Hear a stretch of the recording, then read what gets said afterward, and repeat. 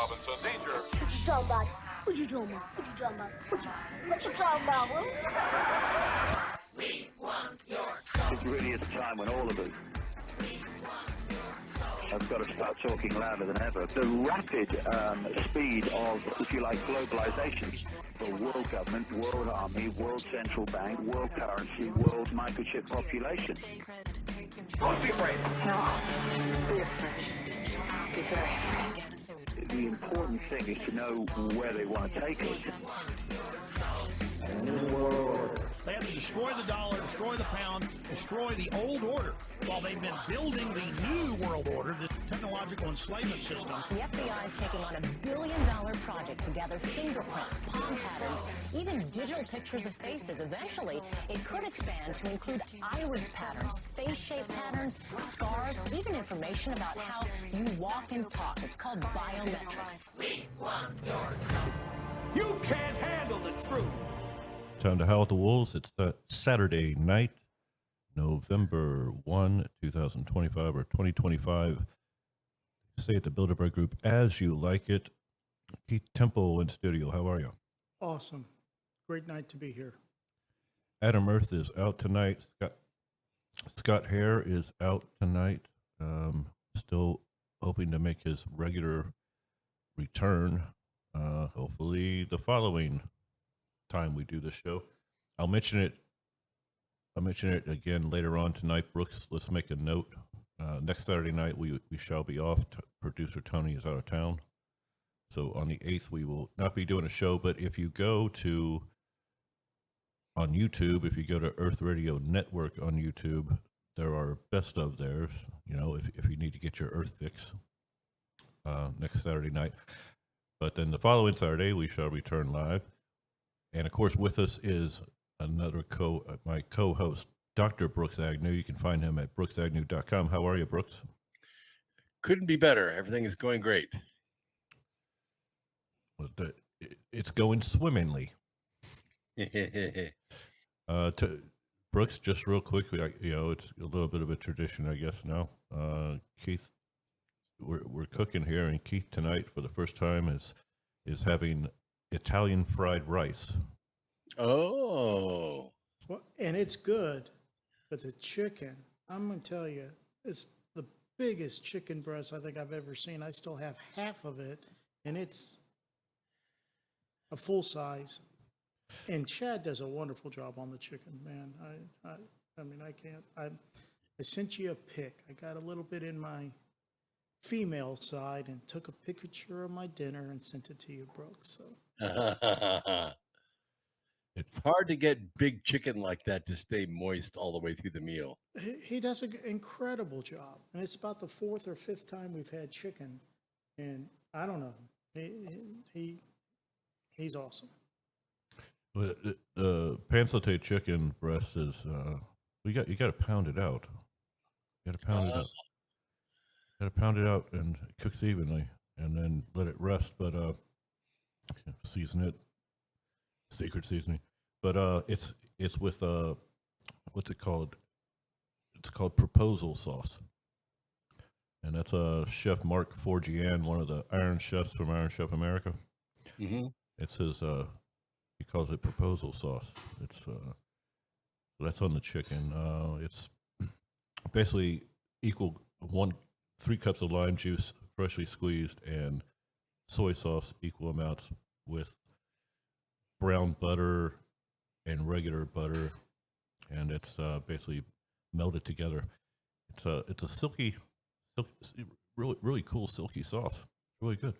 So Makes me want to propose to you, Keith. Well, I was going to say, is that the idea? Is that when a guy makes this for a lady coming over to his place, that she needs to be prepared to get proposed to? I guess so. That's what he calls it.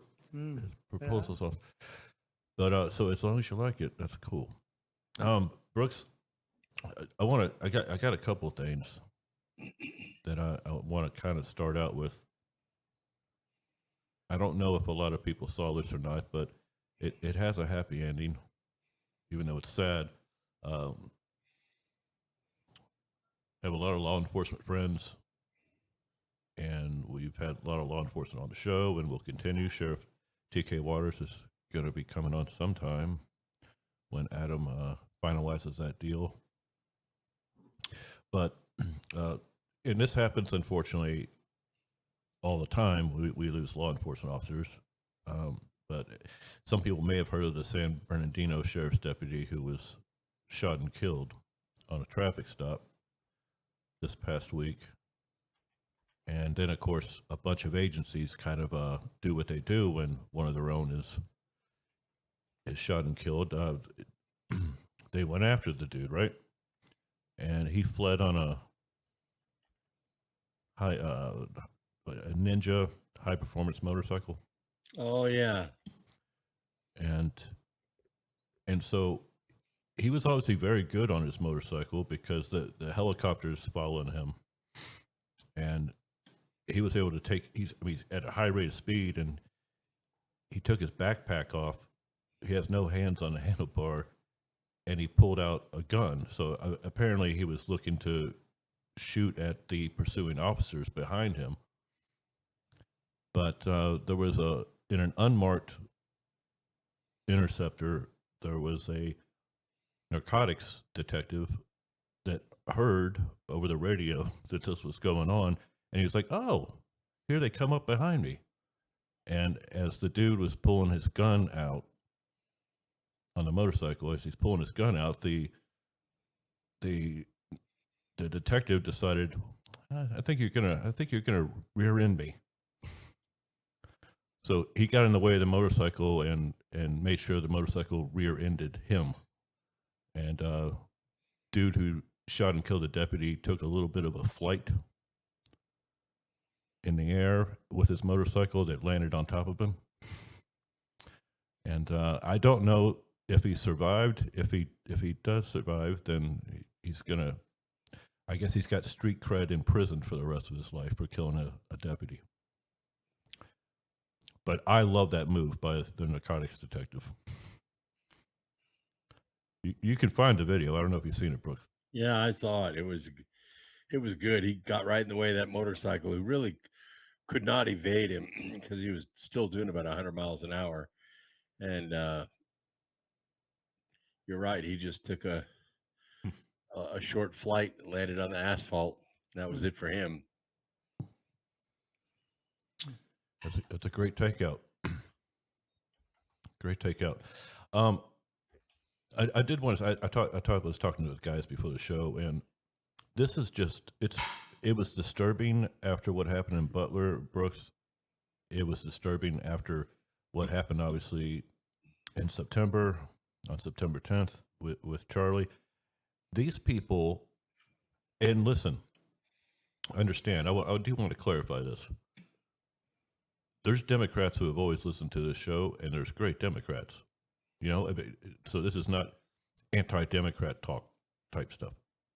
My best friend will always vote donkey. We just don't talk about the shit that we disagree about. We get along great. But you Democrats have some really, really seriously fucked up mental people, just in the head. They're out. They're just out of bounds. And you saw that after Butler. They were pissed off that Trump was not killed. Mm-hmm. You saw that after September 10, when they were really, really happy that Charlie was killed. They go out of the way to actually make videos. This is how insane these people are. Halloween, what are these people doing, Brooks? Their favorite costume was to dress up as dead Charlie Kirk. Yeah. That's sick. Yeah, blood all down the left side of their T-shirts.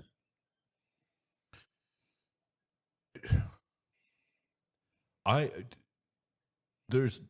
many more times can I be appalled? Hey, we're going through the same thing here in Charlotte. I've been here since right after 9/11.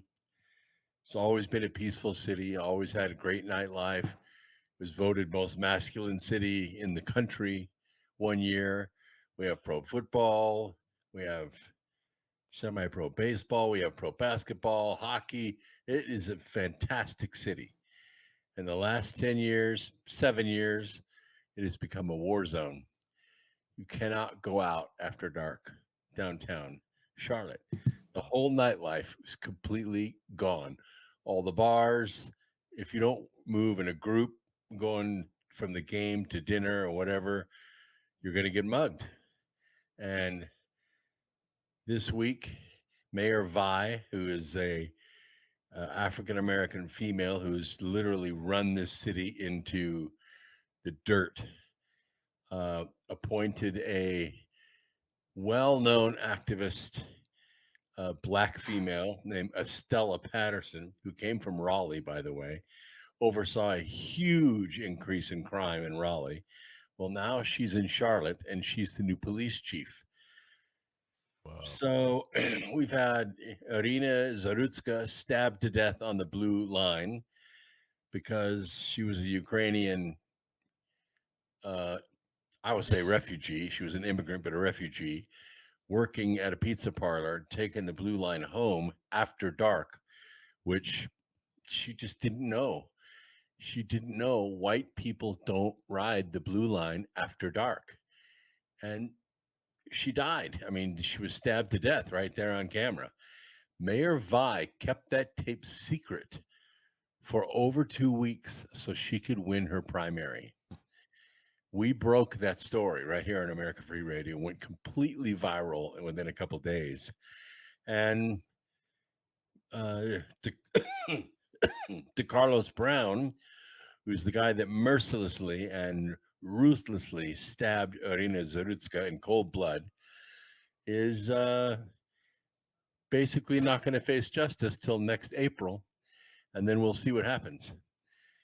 The mayor's network of magistrates, I would call them judges, but they're not really judges. They're just black women activists. They're magistrates. They've been releasing these cold-blooded killers on a regular basis, and they're now back out on the streets in our city. And I don't know what they think is going to happen. Well, I think they're just this same group of twisted fucks that you're talking about, and they've turned our city into a war zone. And I honestly don't know how much longer the city's going to take it.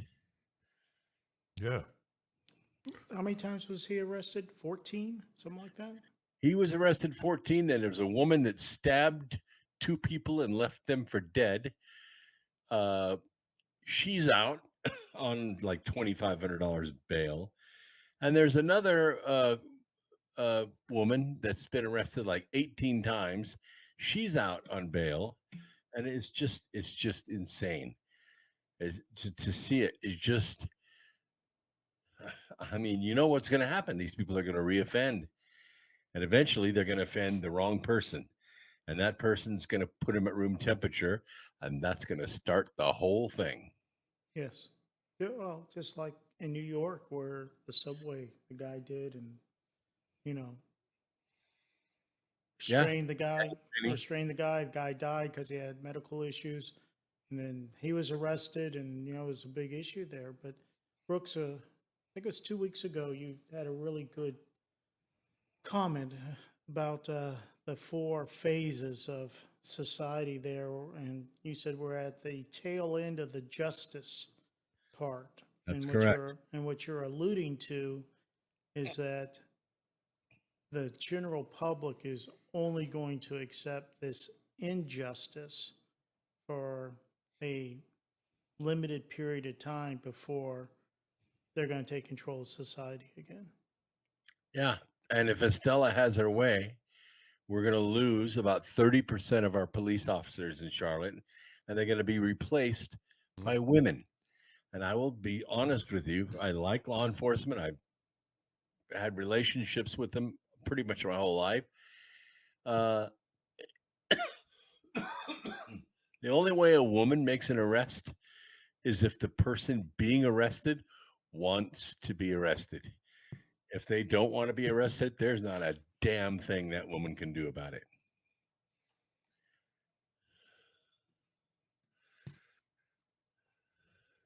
So what is,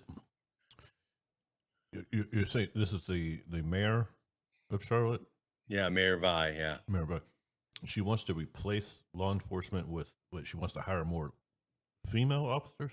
Right. Okay. She's going to increase the number of female officers to 30% of the force, which means she's not going to increase the police force. She's going to decrease the number of men on the force and replace them with black women.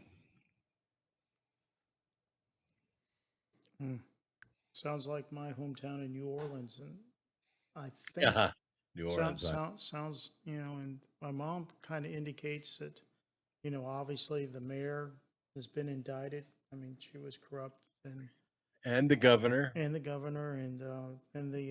then they finally have brought in a police chief, I believe from Chicago, which was a no business, just solid.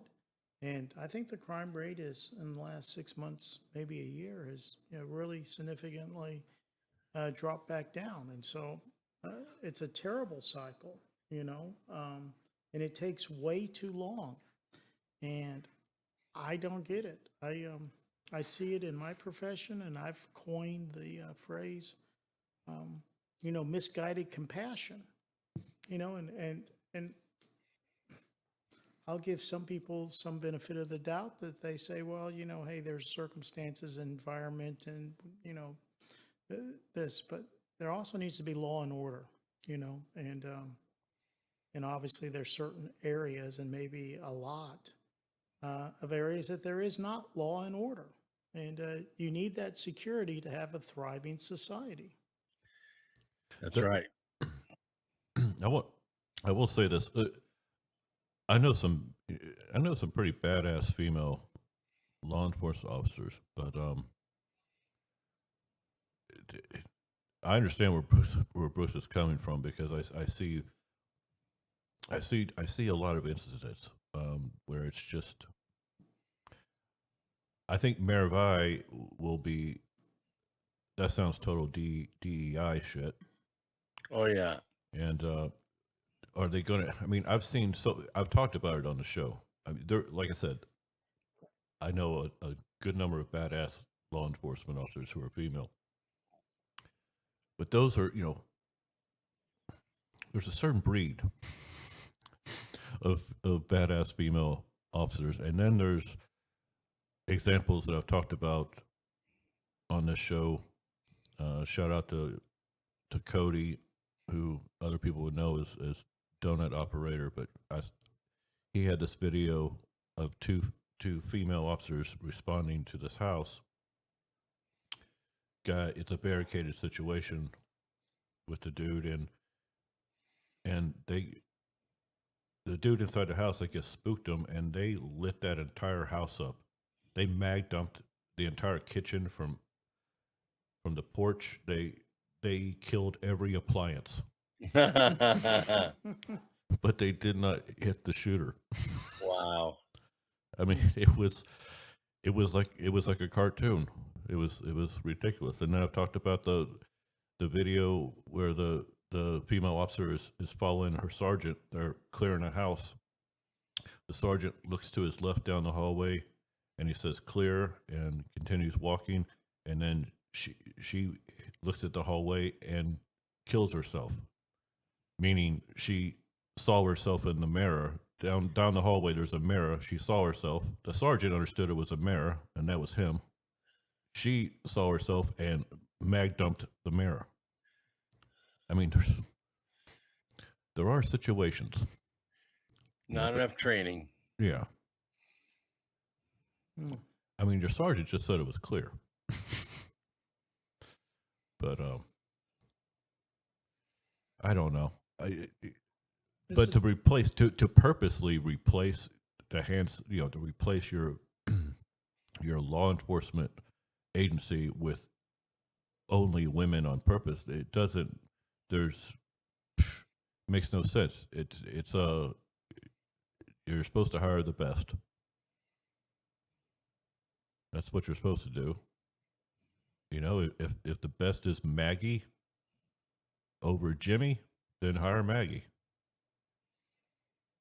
But not hire Maggie because Maggie's, Maggie. Well, Charlie Kirk had taken some heat, and he stood up to the heat. You know, he had made a comment similar. It wasn't police officers, it was airline pilots. And he said, you know, hey, there were a couple of major airline companies that were saying, we want X percentage of our pilots to be female or minorities and that. And he made a logical statement and saying, well, you know, I'm going to be a little concerned going forward, you know, if I have a female or a minority, because I'd like to know, was Maggie qualified, you know, or is Maggie now going to be the pilot because of a quota? Right.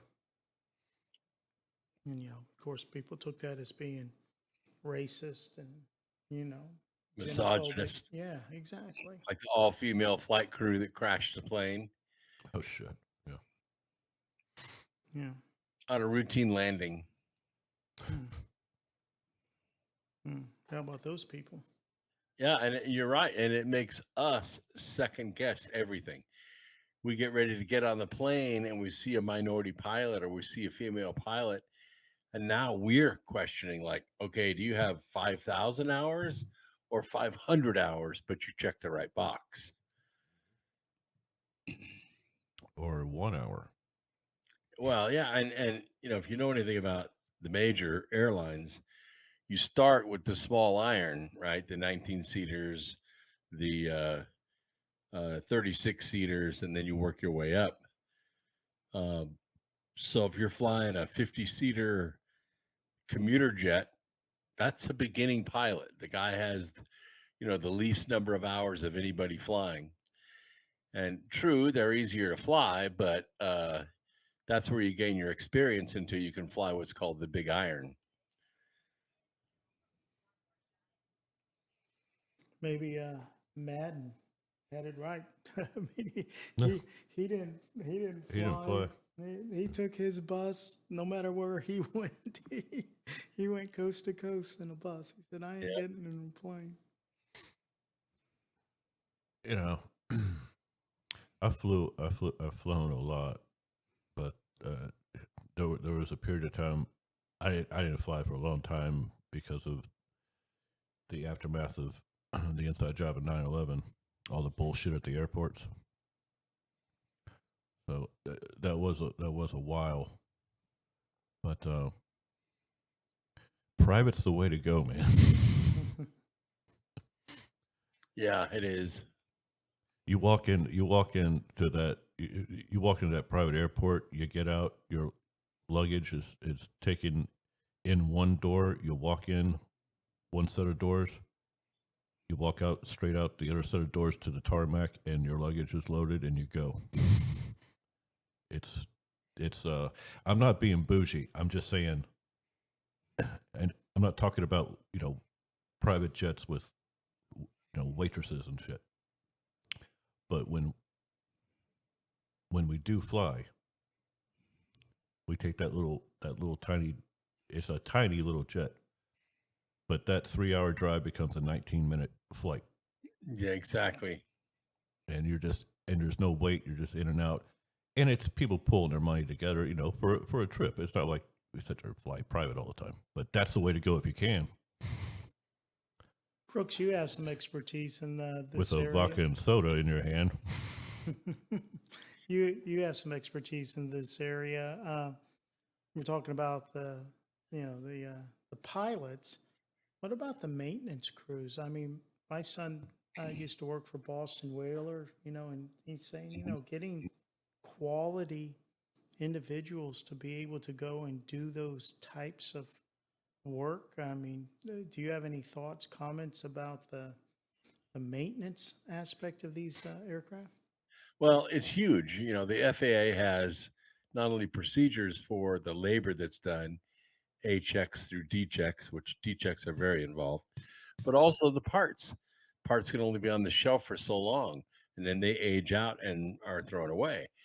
Also, the number of hours that you can work each month, that's regulated by the FAA. They don't want anybody fatigued, you know, working on airplanes. And then you got A&P, you know, airframe and power plant people, you got electrical people, you got hydraulic people, and they all have their expertise. And yes, you can cross train, but they like you to have relevant hours in those systems on that aircraft, and you have to be checked out. It's not like you can work on a Buick, so therefore you can work on a Chevy. It's not that way. You have to be checked out on each model of aircraft by someone who's experienced. It's a very, very regulated industry. And there are areas that specialize. Like there's a place in Columbus, Ohio, that does wheel and brake assemblies. They take them off the aircraft, they ship them to Columbus, they rebuild them there, air up the tires, they put everything on an airplane, fly it to where it's got to go, drop it off, put it on the plane, and bring the used ones back. There are stations that have specialized in what are called rotables. These are whole engines, whole landing gears that are replaced based on FAA regulations. When those regulations are not followed, or when the aircraft gets older and it requires a C check and it doesn't get it, it will fall out of the air eventually. And when it gets to a point where we don't like to spend money on that aircraft anymore, then we sell it to a foreign country and they fly it for another 20 years. Yeah, I was engineering in the Navy on one of the aircraft carriers, and was in charge of qualifications and training. Was one of my collateral duties, which actually ended up being a major part of my issue. But the Navy has a similar PQS, personal qualification system, and you had your own individual book, and there were just individual signatures that you had to get from, one of the upper petty officers or chief petty officers, depending on what you were doing, and then, like you're saying, you'd have what I perceive as similar to a lot of the aircraft maintenance. You'd have these cards that would tell you step by step how to change the oil or, whatever, thing that you had to do. And so I guess these processes, had developed over time trying to address problems. So, and if you work them,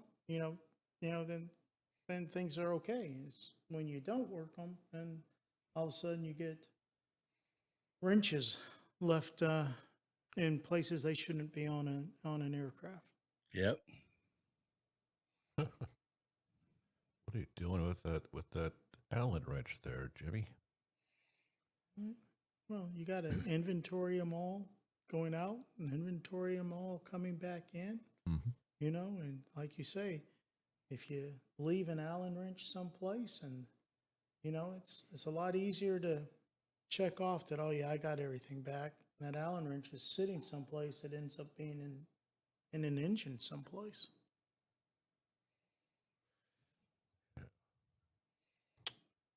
Lost many 10mm sockets that way.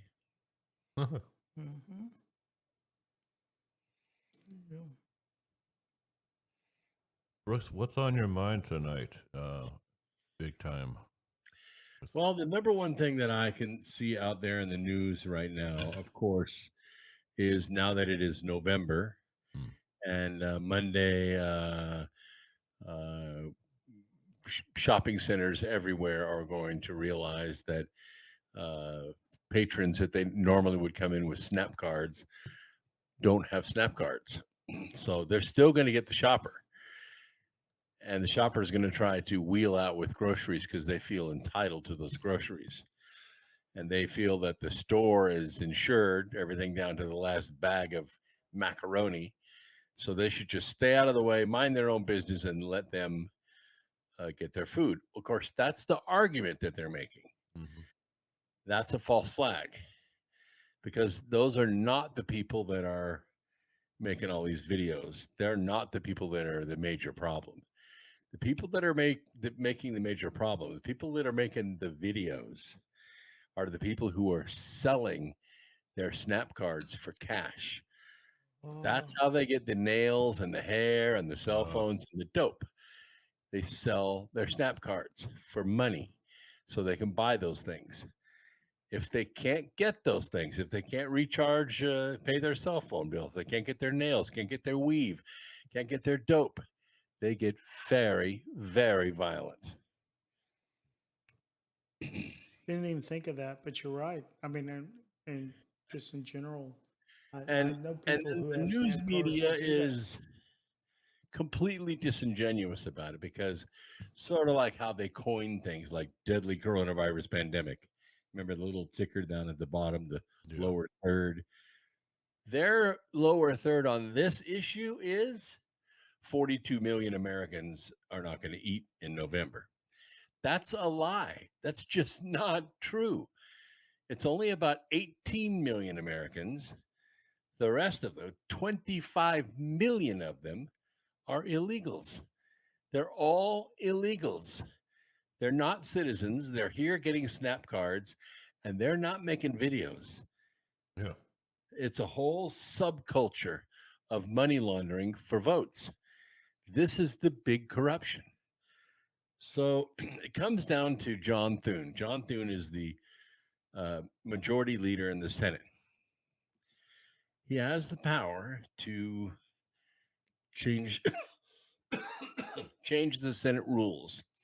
In 1837, there was a rule put forward that said you had to have 60 votes to break a filibuster. The term filibuster wasn't even used until 1850. So it is not a law, it's not an amendment, it's not even a statute. It's just a rule in the Senate. And it's designed to empower the minority, not the majority. It's designed to empower the minority to control the legislative agenda. And with that, you have to excuse me. I got to go take care of this medication and I'll be right back, okay? Okay, Brooks, no problem. I saw 47 actually talking about this week. He mentioned about getting rid of the filibuster that Brooks brings up. Yeah. I have mixed emotions on it because I know that the Republicans are not always in control of the Senate. And so, I see that. you know, so there's some check and balance. So I'm not, you know, my issue is I just wish everybody would do the right thing, Republican or Democrat. Wouldn't that be nice? you're dancing with utopia? I guess so. I guess I'm a little optimistic sometimes. About Oh some no, stuff. there's nothing wrong with being optimistic. Right. I'm just saying, unfortunately, utopia is. Remember when? Well, I don't know. You didn't know me back then, but there was a time when all I knew about was pro beach volleyball, which I've mentioned before, right? And I probably fashioned myself, you know, maybe a little more left leaning or whatever, you know, and there was not because of beach volleyball, but the majority of pro beach volleyball players are actually on our side. But I'm talking about I started playing very young as a pro beach volleyball player. You know, so there's a learning curve in all this as you grow. You know, I mean, when I started playing professionally, I couldn't get my own hotel room or rent a car. You know, 16-year-olds can't do that. I know. Yeah. Tore up too many. There's just not a lot of 16-year-olds. I was by myself. I had to be chaperoned everywhere. But Or not. I was I was drinking at player parties long before I was 21. But and with chicks that didn't know that I was not 17. Yeah, they had no idea. It was fun, and I got blocked by a lot of the other players too. Yeah, I bet. Yeah, they were assholes to me. There were a lot of chicks. I missed out on some opportunities, I tell you. But I lost my. Oh, utopia. You know, back then I thought utopia is achievable. It's not fucking achievable. It's just that's an impossibility. Well, Brooks, I want to follow. Welcome back. I want to follow up on because I had this conversation with Chad before the show here, where we're kind of getting set up and all that. You know, I've had this idea for at least 5 years, maybe 10, that the federal government in the role of, whether or not you use the term safety net or, maybe entitlement it if you want, I mean, it's basically charity. And I'm not sure the federal government is the best, most effective means to support our individuals who need some help and assistance. And what I mean by that is, like you said, this word entitlement is that when the transaction becomes an electronic transaction onto a plastic card, right, or a bleep into a bank account, it doesn't take long for the recipient to start to feel entitled to that support. And it also robs the person given the money of the ability to feel like, hey, I'm doing something positive. So on one side, resentment builds up, and on the other side, entitlement builds up. But when you take it down to the local level, to your local food bank, and there's Miss Smith, who's volunteering time on Saturday, and there's Mrs. Jones in her car with her 2 kids, and they're getting a bag of groceries, and there's a verbal exchange, a interaction. And we've had this theme on the show for several weeks is that human aspect of it, all of a sudden the dynamics change, right? I know the Department of Education is just getting decimated on the federal level. And the teachers' unions, are up in arms because what they're going to realize is that, holy smokes, there was a lot of overhead that really wasn't doing much.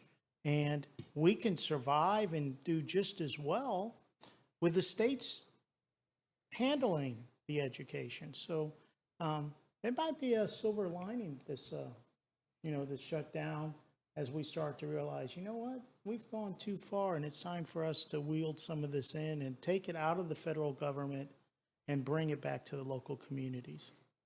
Well, yes, and you're talking about something that happens gradually over time, and I'm not. I'm talking about the Biden bump. And the Biden bump, once Biden became president, literally within a week, the border opened up and people flooded in. Mm-hmm. And Biden put them on SNAP cards and EBT money, and it bloated the system. The system was sputtering along all right between 12 and maybe 18 million Americans on and off food stamps. There were requirements for work. Yes, there were generational people, but that was a small number. It was when the illegals were brought on that the system began to absorb huge amounts of money. Here's the thing. The general public, we didn't know shit about this. We didn't know anything about this. If the government hadn't shut down, we would not know that 43 million people are on SNAP cards. We would have no idea. We thought it was the same 15, 18 million that have been sputtering along the bottom for 3 generations. No. This is a society. It's bigger than a population. It's bigger than a community. It's a society that's on it. And virtually every single one of these people hate America. Haitians, Saudis, Syrians, Afghans, Somalis, they all hate America. And they're taking the money. And by the way, some of these people take the money and they load the food into blue plastic drums and ship it home to their home country because they don't have food. There's another aspect of it, and these are the ones mostly from South America. They take the money or take the SNAP cards, sell it for money, and send the money back home. It's called remittances. It's $5 billion a month. Ooh. It's $5.5 billion a month that comes out of the SNAP program, gets turned into cash, and gets sent south of the border. $65 billion a year in essentially federal aid. That's correct. That's correct. And they're talking about, $6 billion turning it on for 18 days, right? That's ridiculous. The money doesn't go to food. The grocery industry doesn't see $5 billion worth of grocery purchases. The money gets dispersed and sent as remittances to other countries. And when you say something about it, like say the president of Mexico, they say, "Oh, you can't shut this down. That's our number one source of cash for our country." It's a revenue stream for the country, not a city, not a county, the country. It's a huge amount of money.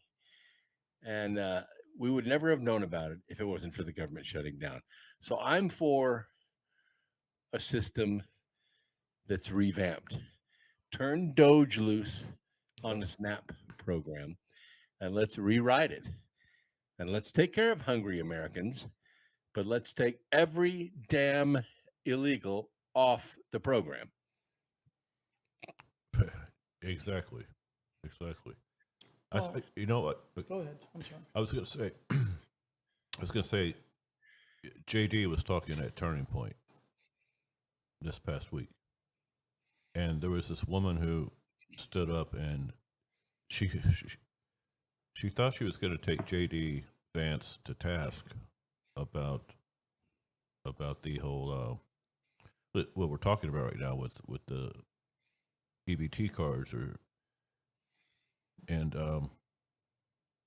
she made it about taking food away from immigrants and all this, and he basically said exactly what you just said, Brooks.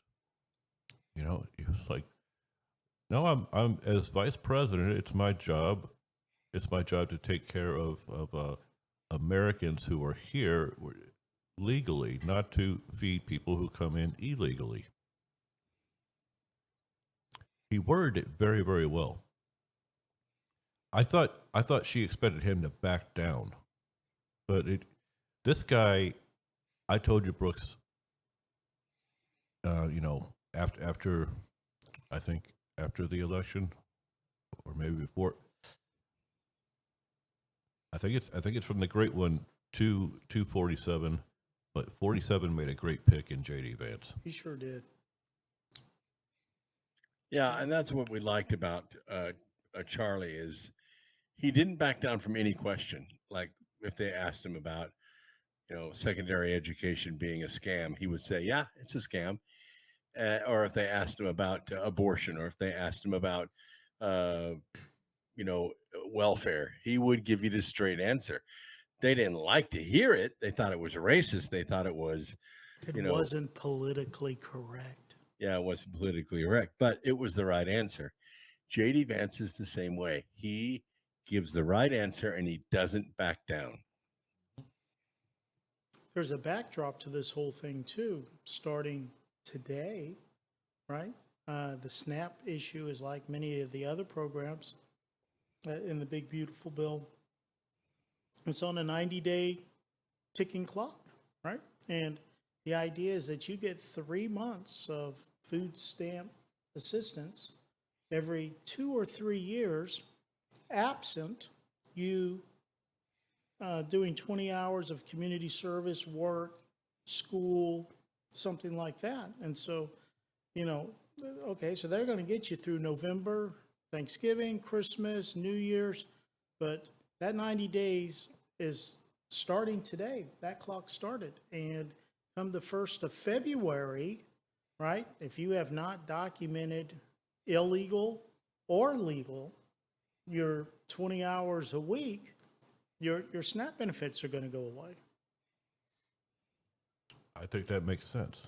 Sure it does. Yeah. Historically, that's where it's been. Under Bill Clinton, that's where it was. Is that you had to do something during that period of time, right? You had to go to school, go to work at a volunteer, situation, but you couldn't stay at home and get an electronic transfer every month. Correct me if I'm wrong. I might be wrong. I can't be right about everything, guys. But I hear that the race card brought up a hell of a lot, and I'm going to get back to JD in just a moment. Speaking of that, but the race card brought up a hell of a lot with EBT cards or food stamps, whatever. Aren't the majority of the people, I'm talking about legal citizens, actual United States citizens, aren't the majority of the people on food stamps white? No, that's not true. Numerically, yes. Percentage-wise, no. In other So words, I'm half right, folks. right. I think because I saw a statistic, and I'll be real honest. I'm really good normally about sourcing. I don't remember the source of the information, but I think Chad had said there were 7 million Caucasian individuals on food stamps, and it was like 4 million African Americans. And while you say, well, yeah, okay, well, there's 3 million more Caucasians, but African Americans make up 20%, right? Their number should be 1/5 of. Well, that's the I'm a statistician, so when you see that 54%, almost 55% of the people on SNAP cards are illegal aliens. They are Afghans, they're Haitians, they're just immigrants that Joe Biden brought in during his first 4 years, or his only 4 years, thank God. And the vast majority of them are brown people, vast majority. And the ones that are American that are on are about double the amount of the population. So African Americans make up 13%. They make up about 26% of the recipients in the United States that are American.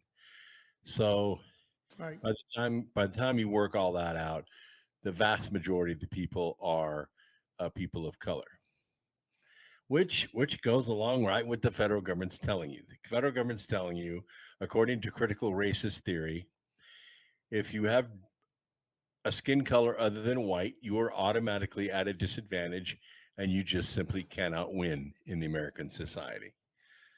You're precluded from winning because of your skin color. So you might as well not even try. As Supreme Court Justice Jackson says, that they are disabled. They're at a disadvantage. We need to keep the voting districts the way they are because they can't vote correctly.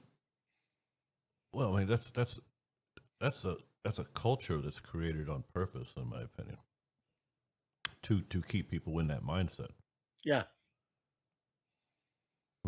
It's all bullshit, but it keeps people in that mindset. The child. What's that line from that U2 song? She sees the man inside the child. What's that child gonna be? What's that man gonna be? When the child grows up, if it's indoctrination from it's programming. It's who's teaching them? Well, what you do is government's going to take care of you. There's no reason to have ambition and to better yourself and try and do what this guy down the street, your friend down the street, when it did, and he started his own business or whatever. No, you stay here. You stay here and feed off the teat of the government. Well, And make sure to vote Democrat. right. Yeah. And, Section 8 HUD housing. I think it's also. I mean, it's not a 90-day issue, but I think it's a 2-year. I think it's a 2-year limit now. Maybe it might be 4, right? But there are people that have been in Section 8 housing for a lot longer than that. Oh, yeah.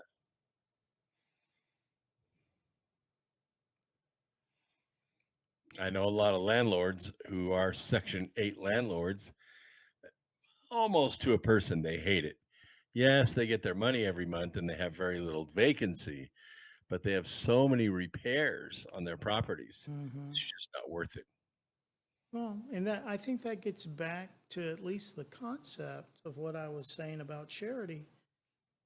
it's not a perfect system, but surely Habitat for Humanity has a better model of, ownership, and it's better for the person and the recipient. It's better for the giver and the provider, than to pay, the landlord directly, from taxpayers to house, a family. I mean, yeah, I was in government. I had a really rough spell, and I've been there. I've been in subsidized housing for about 5 or 6 years with my kids, and it was tough, but it was the only thing that I could afford at that time with 5 school-age kids as a single parent. That I could get a 4-bedroom place, and then when a couple of them graduated high school, we moved into the condo I'm in now, and it moved forward. So it was a temporary issue. So I am sympathetic to safety nets. There are tough, hard times that people do need some assistance, and there probably is some role in government in that. But I think, as Chad says, this whole idea of keeping you there, and growing it up. And I'll venture out to say it starts very early. It starts second and third grade. Yeah, you didn't pass the reading, requirement here that we have, but you know what? We're going to move you on to the next. We're going to socially promote you because, and it goes all the way up. And it used to go that the buck would stop in high school, and there'd be some, at least in Florida, some state pretty hard requirements, but man, those. You ever heard of the marshmallow test? Oh yeah, I sure have. I haven't, but I want to hear about it. You want me to tell it, or you want to tell it there, Brooks? No, you go ahead and tell the marshmallow test. It's a Okay. pretty simple Now test. I've heard it as the cookie test, but I'm almost sure, Brooks, correct me if I'm wrong, but in second grade, they found the best predictor of who's going to be successful through high school, maybe through college, maybe in life. But the individual is offered a marshmallow at the beginning of class. And if the student defers receiving the marshmallow until after they complete their assignment at the end of the class, they get 2 marshmallows. And those second graders that can have the wherewithal of, I can work and double my marshmallows, those are the ones, and it's a very, like you say, simple, very highly correlated, experiment to do that, to see who's going to be successful and who is going to grab that marshmallow at the beginning and pop it in their mouth and take it. Yeah, that's pretty much the gist of it. And it was interesting because when they gathered the information off these kids, they thought, well, we have this baseline now. Let's just follow them. Let's follow them throughout their lives. And they found that the kids that put the marshmallow in their mouth, took the short-term reward, every single one of them failed. They failed at their marriages. They failed at their jobs. They didn't finish college. They sputtered along the bottom and the working poor their entire lives. The ones that waited, the ones that deferred for the higher reward, almost all of them finished college, got married, had kids, had a good job, and had a great life. It was crazy how well it coordinated. Yes. And how simple. So you think to Makes yourself, sense. we can either classify people as losers, in kindergarten or first grade, or we can identify those individuals that would just take the marshmallow and work with them and teach them that skill. Because it's a skill, it's acquired. It's a mindset. It is. Once you teach them that, they become finishers, they become doers. In fact, it could be said that the difference between a serial killer and a CEO is just a little tiny bit of direction. Right? No, both are pretty intense. Plan out. Yeah, I agree. Brooks, bringing that up. I love that that information, and well described by both of you. The marshmallow test, and Brooks he went a totally different direction, which is the good direction. About the kids who took the marshmallow, we can mold them, and teach them. Differentiate instruction. We can target that missing. But when I'm in my classroom, you didn't want what I was going to do, but Brooks took it in a different way, and it's the good way. I was like, you throw them in the pile with wrong way drivers and predator drone them. Yeah, we can remove them from society, is what I was saying. It's a skill set that saves the future of that child. Yeah. Yes. You can identify that propensity early enough, you can fix it. Yeah. But the system wasn't set up to do that. It was just set up to follow them. Right. In the education field, we call it differentiated instruction. And I think of that Jenga game, that tower, that has, you pull out a peg and you got to then put it there. And at the end of the foundation becomes weak, right? We, as educators, have to figure out where the holes are and plug those in. And not everybody has a hole in that marshmallow place. But we got to resolve that issue so that they have a stronger foundation so that they could scaffold and build up higher. I agree. Well, let's take mathematics, for instance. That's an easy one for you and I. Fourth grade is the differentiator for mathematics. It's where you go from addition and subtraction to multiplication, long division, etc. Once that concept is lost, once they get through the fourth grade and can't get that, it handicaps them to high school. In high school, the differentiator is either algebra or geometry. Geometry is not really math, it's logic thinking, it's Boolean logic. That's where we lose them. In chemistry, it's quantitative analysis. Kids sputter along as a C student, they get to quant and fail. But if just for our listeners, I'm sorry, Brooks, quantitative analysis is basically unit conversion, changing from whatever moles to grams to, whatever. Secrets of life. Right. Secret to life is clean glassware and conversion vectors. Once you learn conversion vectors, you can change anything into anything else. And that's a secret to life. It's a truism. Mm-hmm. Well, I used to not be very favorable on some of the other developing or industrial countries that, like you say, gosh, I want to use the word because I just off the top of my head, pigeonhole students. But, somewhere, between 6th and 8th grade, they start to make decisions on students' academic training paths. And the idea is that, not everybody's going to be a, mechanical engineer or an electrical engineer or whatever. There are going to be some people that are going to need to have, automobile mechanics. And then there are going to be some people that are going to have to just work in a warehouse, And I'm not saying to label and to limit that, but I can tell you by observation, when you have students that are still struggling, like you say,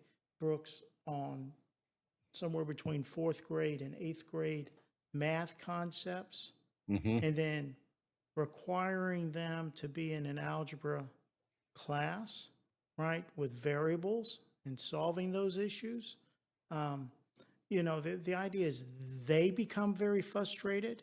The question is always, when are we going to use this? Well, I can tell you when you're going to use it if you're a mechanical or electrical engineer or an architect or, civil engineer or some of these engineers. But, well, that's not what I'm going to be. I'm going to be, and some of them want to be CDL 18-wheel truck drivers and make more money than I do, and good on them. Let's give them skill sets that they can work towards that rather than frustrating them, right, into these, preparing so that they have options. Well, they get to be 20, 25 years old and they want options, well, then they're ready for that and they can move into that. But I don't know. Well, yeah, and it depends on how you ask the questions too. Like, do you want to be poor? You want to be rich? You want to make lots of money or not make lots of money? Well, if they want to make lots of money, but they don't want to do much to get there, then you have a big gap. But doctors make more than welders. However, welders make money earlier than a doctor. Doctor won't start making money till he's about 36. A welder will start making money when he's 19.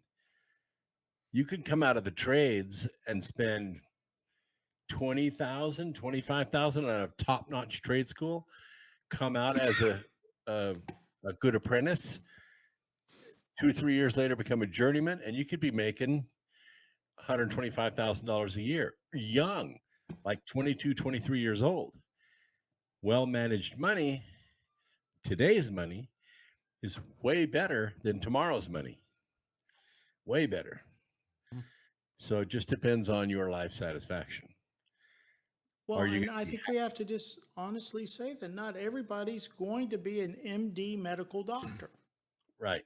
And the idea is that trying to prepare every student to have that ability or capability to be an MD medical doctor, I'm not sure that that's the best approach. The issue is that maybe we should be steering some individuals, like you say, to be welders, and they could be perfectly happy and have a trade and make more money than us educators and have a life and, you know, and not be so frustrated and have a positive. This is where I think Chad on some aspect has talked about that, you know, is that we can get out of this mindset of, oh, you know, I'm stuck in this rut and I can't get out of it. Let's make the American dream available to everyone in whatever their capabilities are. That's a great point. Yeah. It makes it, listen, this stems from the marshmallow test, and when was this done?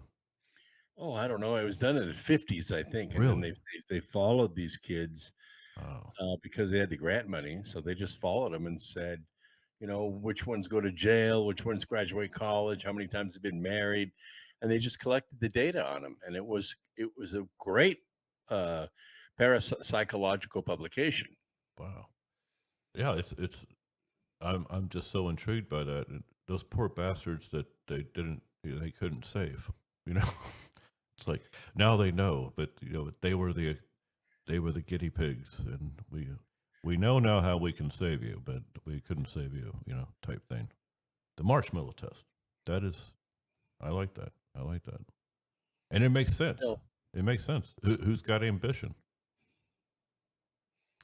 at that age? Self-control. Yeah. Well, but it goes beyond that, because some of those kids didn't have a trustworthy situation in their home. So they didn't believe they were going to get the second marshmallow. Makes sense. Yeah. They only believed what their eyes could tell them. I'm hungry. There's a marshmallow. I want it. And so they eat it. There was no trust that there would be a second marshmallow. And that's because of the situation in their own home. Maybe their parents are fighting all the time, and the people that they think that they can rely on most for their social support let them down. Well, all that can be detected at a young age, and a system can be developed to work with those people. Like my youngest daughter had the hardest time converting words into pictures. She could read apple, but reading the word apple didn't associate it with the picture apple in her head. So she had to go through resource training at a very young age while she was learning to read. She could read fine. She just couldn't tell you the story. So that fixed her. Once they began to associate the picture with the words, then she was okay after that. She's a manager for Walmart now. She's been there for almost 14 years.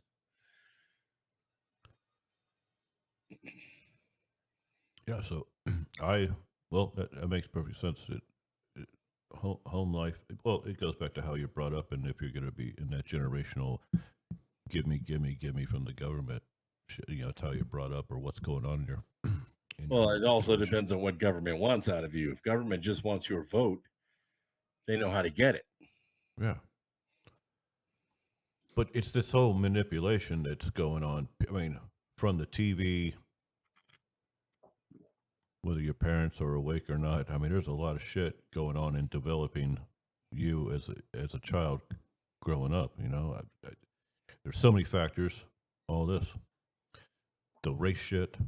You know that it really comes down to obviously the global syndicate, New World Order. They love its power and control, and part of that is there's gotta be racism. It's one of our tools, even though it's really not a deal anymore. You know, JD, the same speech at Turning Point, JD Vance, the same chick that wanted to bitch about the immigrants and all this. She's one herself, but she's here legally. But she wants to bitch about the ones who are illegals and being thrown out. She is an Indian woman, and she took issue with JD. And this is not just her. It's on the View, and it's on all these other, you know, left wing. It's like a talking point because it's all over the place. Attacking JD Vance for, isn't this reverse? This is reverse of everything. We're supposed to be okay with, you know, biracial relationships, left, aren't we? Yeah. But they're really pissed off that a white man is banging an Indian woman and has children with her and married and happy. They're really pissed, and it's crazy. It makes no sense. And this chick at Turning Point asking the question, she was like, well, I mean, she knows everything, right? So she's bitching at JD about, you have children with this woman and your wife is Hindu and you're Christian. How are you destroying your children back and forth, and, you know, with the pull of back and forth, and how did they? And JD, once he was able to answer, he had to like take her to task and make her realize that, well, you said that my wife is Hindu. She's actually agnostic, and I'm trying to get her to go to church with me. So we're raising our children as Christians because I'm Catholic. And Usha is my best friend, and obviously my wife, and we talk about stuff that we disagree on, and we work through it. But you're wrong. She's not a practicing Hindu. I mean, he just destroyed her. But she knew everything. Oh yeah.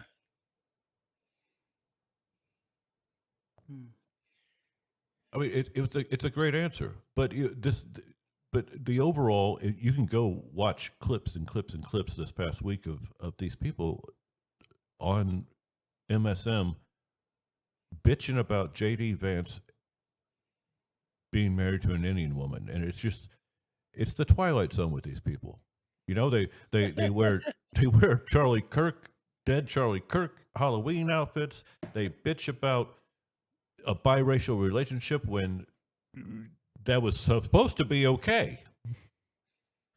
You know, it's only okay, I guess, if someone on their side is in a biracial relationship. If your name's Camilla H. and Camilla, you got a Jamaican parent and an Indian parent. yeah. Thank you. It's just it's craziness, Brooks. It's dogs and cats living together. Total chaos. Yeah. Seas boiling. Yeah. Absolutely amazing to me. Just absolutely. So there's a silver lining to some of this government shutdown, and it's exposing. Oh, it's exposing a whole lot. You're right. Yeah. Yeah. Well, Now they want Doge to go through Snap. I think that's supposed to happen, or otherwise, I mean, you're the second person mentioning that, Brooks, this week. I heard another person I know you. You're my friend. I don't know that guy, but he said it also. I would hope that Doge would be breaking that down. That'd be something Dogeable. But wouldn't it be amazing if all of a sudden we didn't borrow $2 trillion extra dollars every Day? every year, you know? And Oh, man, that money goes fast.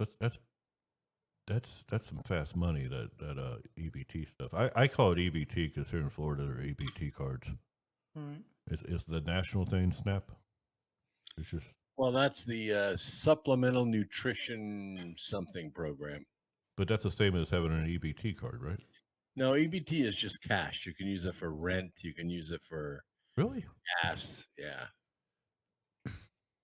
I mean, in convenience stores here in Florida, like they either take like Gate does not take EBT cards. Circle K does.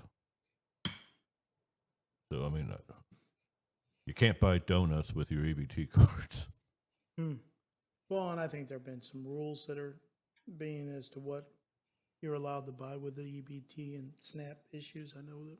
So EBT totally separate from SNAP. I don't Yeah, know. I think so. I'm not sure, Chad. I mean, what does someone going and buying lobster tail at? I saw these videos of these chicks that were, bitching about the SNAP or whatever, the food stamp thing, and I'm going to get my lobster tail.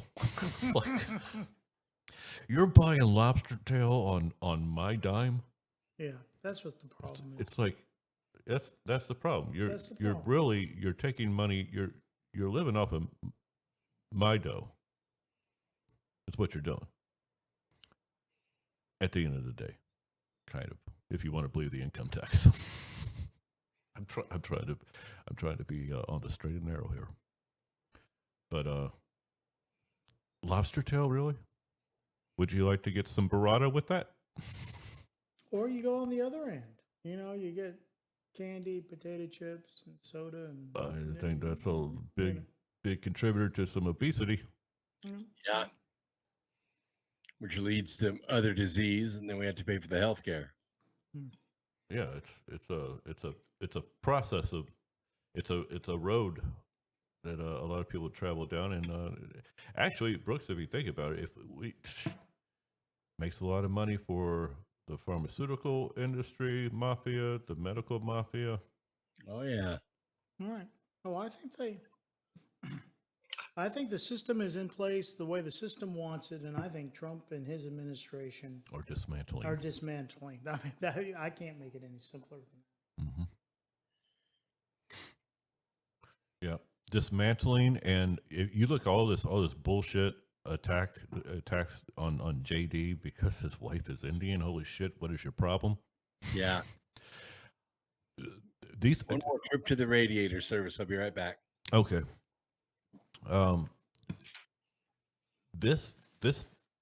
This whole attacking JD Vance thing right now, that's going on. They're also I mean, they're saying that he doesn't have what was the word? He doesn't have that it factor that Trump does. You know why they're saying this? Because they don't want him to be president in 2028. Exactly. I mean, It's- you don't it's- have to be a rocket scientist to figure that out. Or a rocket surgeon.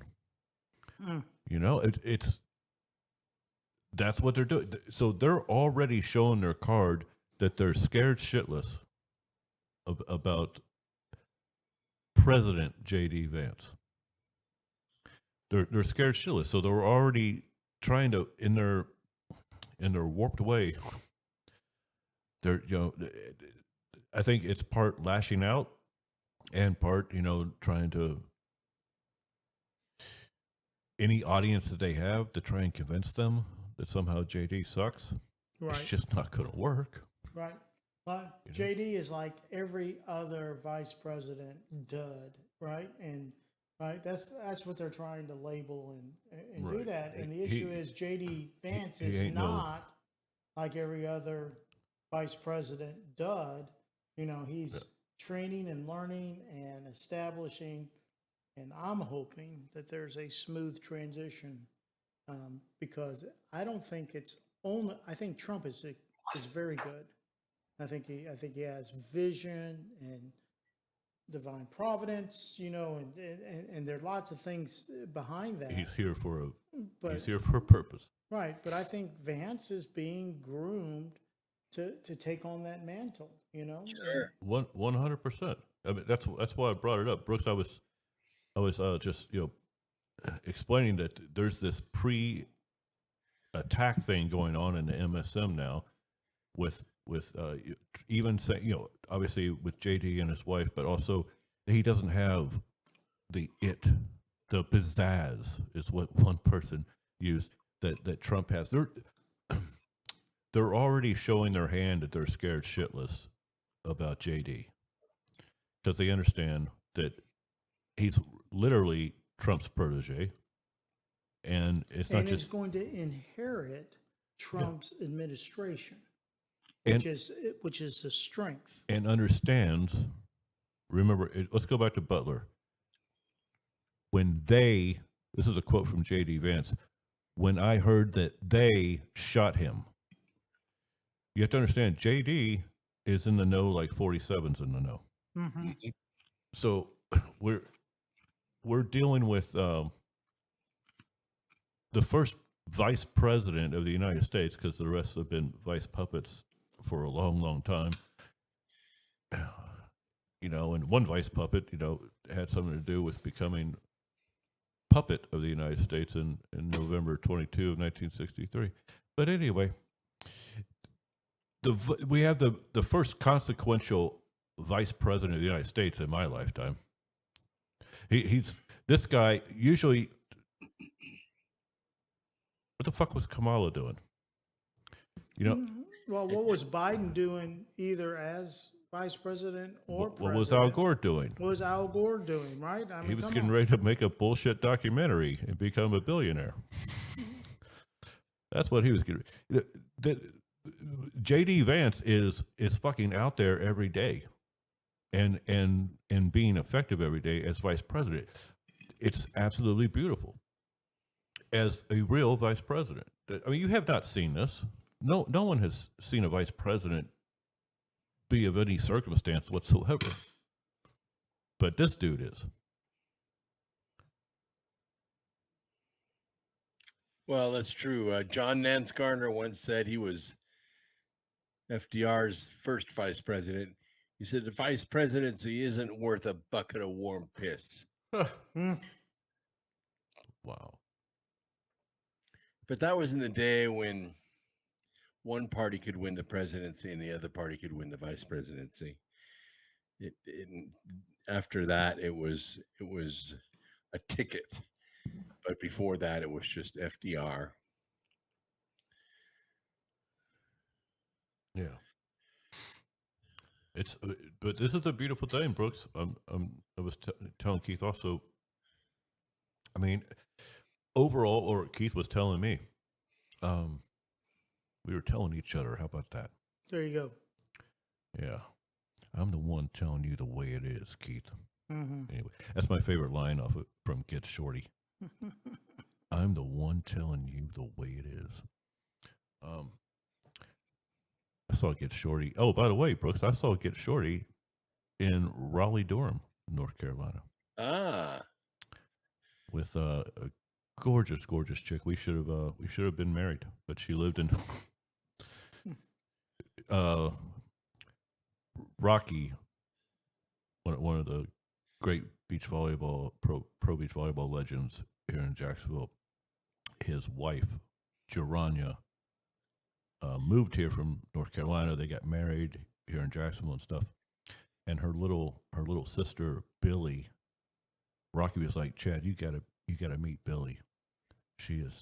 You two will be perfect. She was so hot, Billy, and awesome, just a great chick. But I'm telling you, we would have been married if she would have fucking moved here to Jacksonville.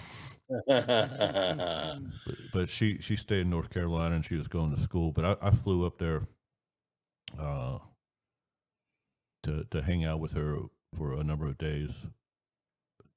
back when Get Shorty came out. So whenever that was, and we went and saw Get Shorty. So I saw that movie there. Great damn movie. Okay, Chad, way to take a left turn. Let's go over here. Well, speaking of left turns, this is a really weird one. I have never been a WNBA fan until Caitlin Collins came on the scene. Caitlin Clark, right? Caitlin Clark. And she could dribble with both hands, shoot from the half court like it's a free throw line, and she's a really good person. And she has really good teammates, Sophie Cunningham, etc. But you join a league of black lesbians and you're a white Caucasian, you're going to get the shit kicked out of you. And that's basically what's happened to her the whole time she's been in. So the big corruption was, we'll humble this white chick and she'll quit and go home and we'll get back to being black lesbians. And she didn't. She stayed and she became a star. And when I mean star, she could fill stadiums. Just when she was playing, the attendance would go up 30-40%. Everybody was making money. Everybody was happy, which pissed off the black lesbians even worse. Well, something happened this week that really upset the apple cart. She decided to play her first pro-am in golf. Uh-oh. And she shattered the record. She scored a 13 under par. Never been done before. She can make more money playing Oh, golf. hell yeah. So now the European WNBA, they're making her an offer to come play in Europe because she could fill stadiums there too, or arenas there. And now, now the WNBA US is realizing, oh, if she goes over there, our revenue is going to drop by 25%. Literally, this girl is just electrifying the entire league, and girls like her are going to electrify the league. Mm-hmm. And I think it's phenomenal. I think it's just phenomenal to see that great people like this, great athletes like this can do great things that make people happy. They love to watch them play. I tell you, man, she can shoot the lights out of that ball. I haven't seen male basketball players shoot. She doesn't shoot at the 3-point line. She shoots 10 feet beyond the 3-point line. They have stickers on the floor where she has taken shots, and fans go there and try to stand on those stickers and make the same shot. It's very tough to do. She makes it look effortless. Listen, knowing the WNBA, which is subsidized by the NBA, that's why all these chicks, these female players, obviously, some of them are female players. I don't think Brittany Griner's a female person. How that happens, I have no idea. Yeah. But the majority of the players in the WNBA, these chicks, who are bitching about how much they're paid. It's like, dude, your product sucks, number one, and number two, it's the NBA that's allowing you to exist. Your product doesn't make money, so how can you want $1 million contracts when your product doesn't make us dough? It's like watching female pro soccer. When you watch it, you can't watch it live. You have to watch it as a replay and speed it up 20% in order to make it interesting to watch, because everything's in slow motion. Yeah. Soccer sucks enough to watch. Let alone. I like female rugby though. That's pretty cool. Oh, bro. Dude, bikini rugby? No, just regular rugby. The girls are pretty tough. They're fast runners and they're aggressive. They don't mind diving on the ball and diving over the goal the goal line. It's fun to watch. I could see that. I could see that. But you're right. You're right. Here's the deal. WNBA, if they better not lose her to Europe. But what's going to happen is how they're not going to lose her. Somehow she's going to. I mean, why is Caitlin making more money than me? Because she's better. Yeah. Yeah. Then you have Angel Reese saying, "I'm the most beautiful athlete in the world." This is just not. This is totally false, Angel. This is categorically false. I can tell you that for sure. Well, I'm gonna put a Me plug being in. the pickiest person in the world about women, you're not. No, you don't have it. I'm gonna put a plug in for that Sophia Cunningham. I think you mentioned her. Yeah, Brooks. Sophie Cunningham's awesome. I mean, You know, she stood up. was- She stood up for her teammate and said, "This is wrong, and I'm not going to tolerate it." And you know, she went from being a, you know, nobody knew her to all of a sudden, boy, she's there supporting Caitlin Clark. So Well, she was competitive in martial arts, so she was able to hold her own with these violent girls on the court. yep. Here's the thing. These chicks, most of them, who are chicks, most of them are chicks. Brittany Griner is not a chick. All right, I'm standing on that mountain of right. Yeah. But if I'm wrong, I'm wrong. I mean, I can't be right. But I'm not in the valley of wrong here. I have a condo on the mountain of right.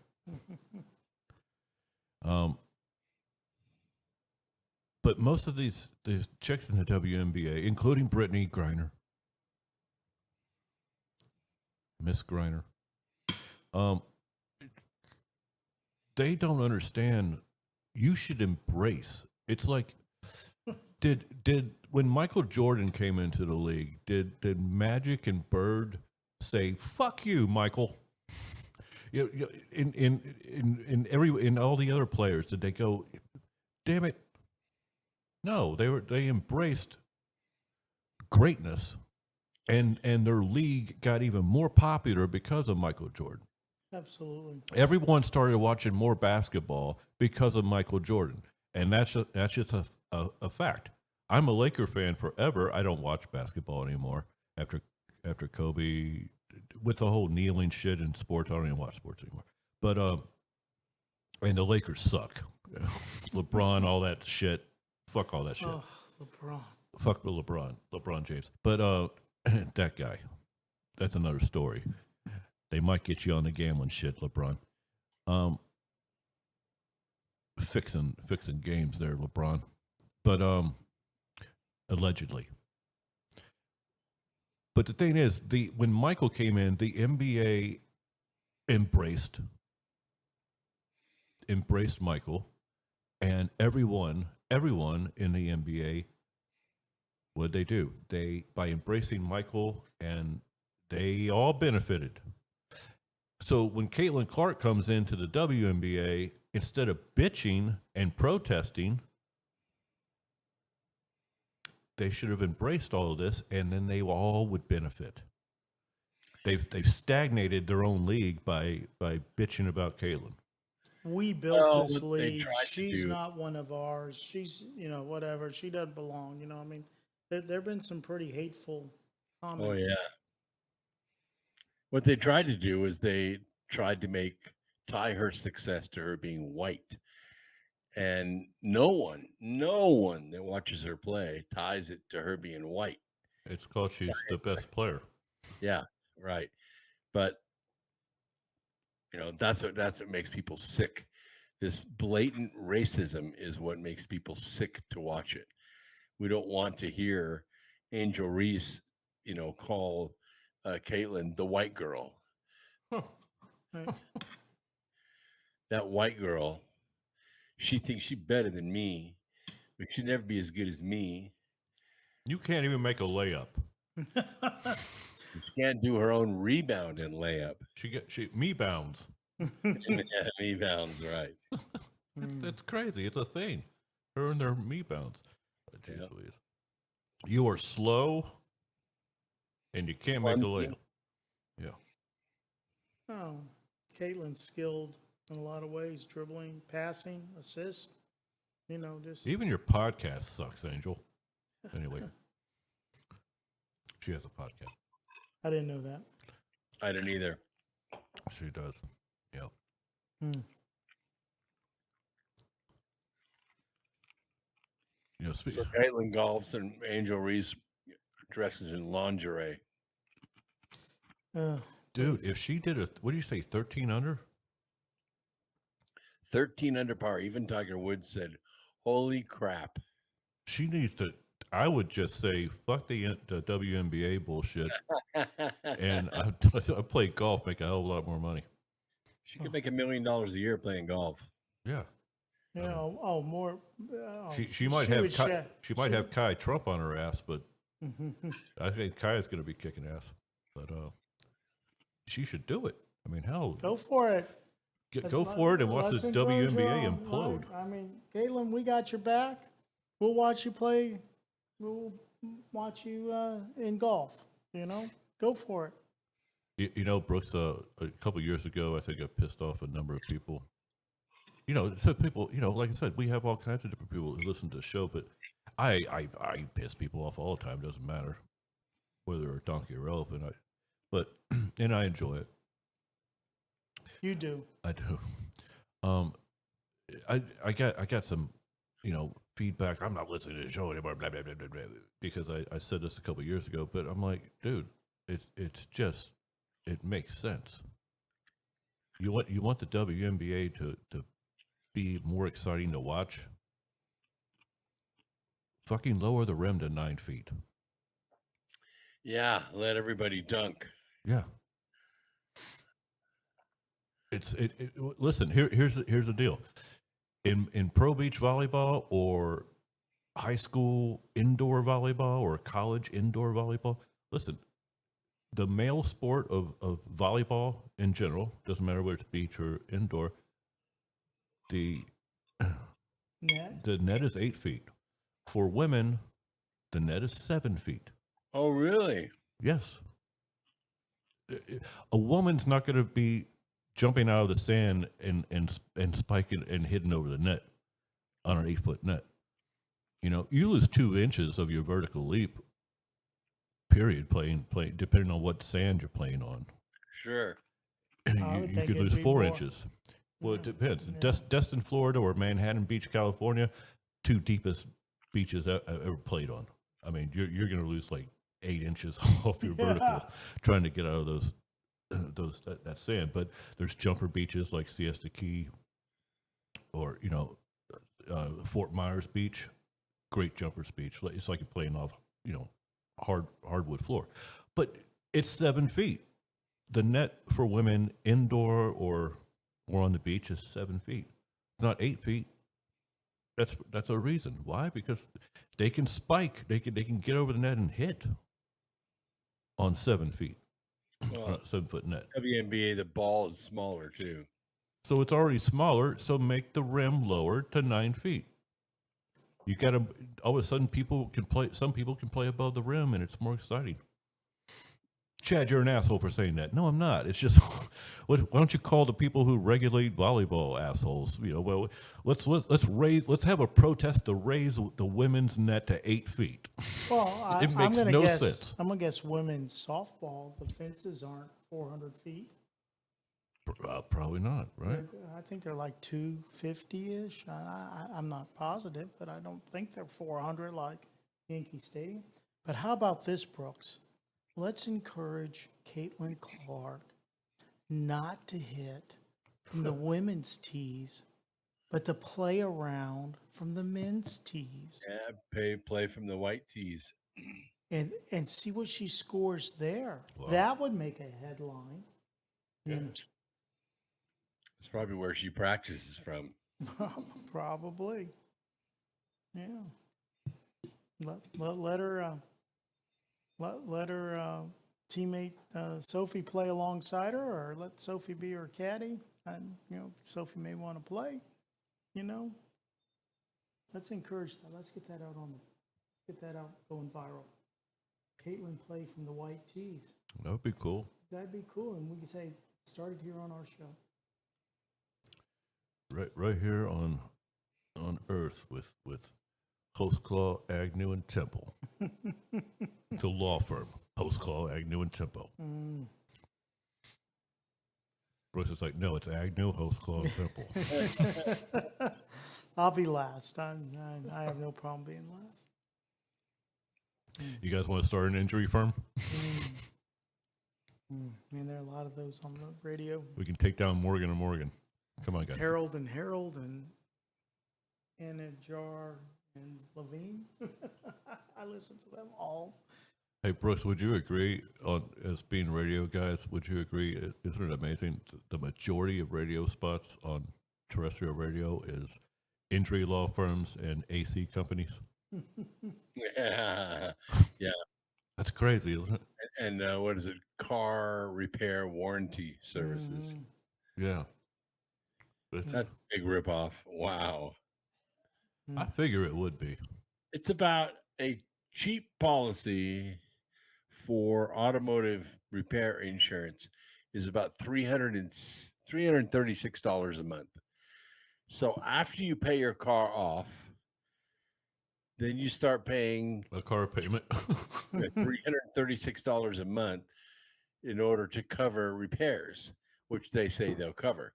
Well, they know the car is going to get to 150,000, 160,000 before it needs a major repair anyway. But by then you've already paid in $4 or $5 grand. Right. So it's just a gamble for them. It's just a gamble. Well, they have actuaries that do the numbers, and I think that's a valid point to bring up to our listeners. Companies are in business to make a profit. What? Sure. Right. And so the idea is that now, hey, I understand the concept of insurance, right? I mean, the idea is that, yes, you don't want to take a catastrophic loss on your house burning down or flooding, your car being totaled. I get that. So you take out insurance, but you just have to understand the insurance company is making a profit. And so the idea is the odds are in the, in the casino's favor. And so you're just hedging the issue that you don't take a catastrophic loss. And really, even when it comes to health insurance, there should be a plan like that. There should be a medical savings account. You take, let's say, $200 a month, and you put it into a medical savings account, which accumulates. So you get that to about $5,000. That takes a couple of years to get there.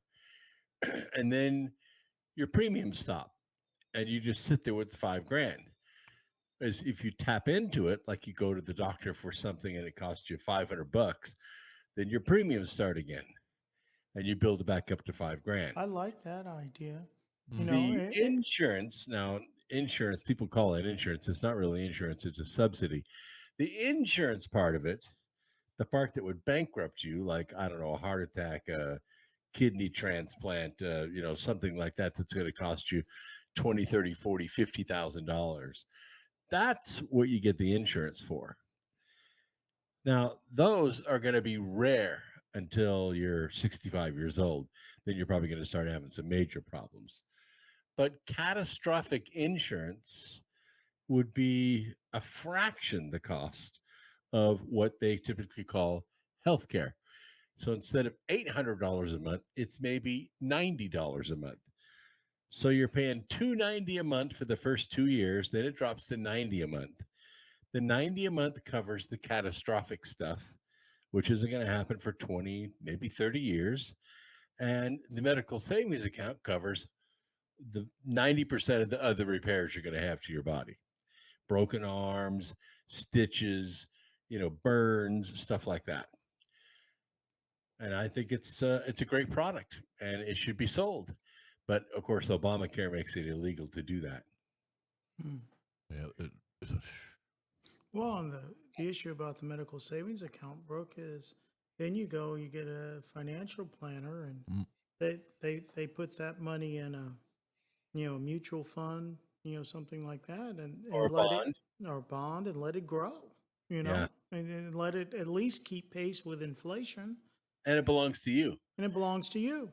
It's not in the hands of an insurance company. It belongs to you. It's your asset. You got $5,000 in this account, and it's earning 4.5%, 5% interest. Right. And if you get hit by an 18-wheel truck and you pass away, it's inheritable, right? And your kids get it, or whoever your beneficiary is. Or you do what? You call Agnew, Hostclaw, and Temple. Hmm. Yeah, I've always been able to find the It the has a common ring. sense solution in any industry. That's my golden ticket. Has been my whole life. Brooks, I'm telling you, Agnew, Hostclaw, and Temple has a ring to it. We got to start our own firm. I don't know. graduated first in my class Mm. alphabetically. I knew. We all need to get our law degrees ASAP. We can do that online, right? Yep, you just have to pass the bar. Oh, boy. My brother, it took my brother 2 times to pass the bar. Yeah, all you have to do is go to wherever Kamala Harris passed it, and you'll have no problem. Hmm. Hey, my brother's very successful, but the bar ain't no joke. Yeah, wherever Kamala went to pass the bar, you should get a vending machine. Hmm. Vending machine, but the bar. I wanted to ask you something, Brooks. I got to ask you this, damn it. I asked the Super Friends chat, and everyone was effing crickets, and I'm like, well, okay, F off then. I love questions. Questions have answers. You're the only one qualified on this show, period. Especially, well, obviously tonight and most nights. What the fuck is A1 Atlas? Because I hear so much stuff. I mean, what is your analysis? I mean, because it's producing its own energy source. It's not a regular comet. It's slowing down and speeding up. What the hell is going on? There are a lot of data that we've collected off of comets over the centuries. And the thing about AI Atlas or 3i Atlas is that it doesn't match almost any of that data. First of all, it's about 3 times faster. It's larger. It off gases for a while, and the compounds that are coming off during the off gas, fairly predictable. But there are some compounds that are coming off that we do infrared analysis of. What's called the Fourier fast, or infrared fast Fourier transform, IFTR.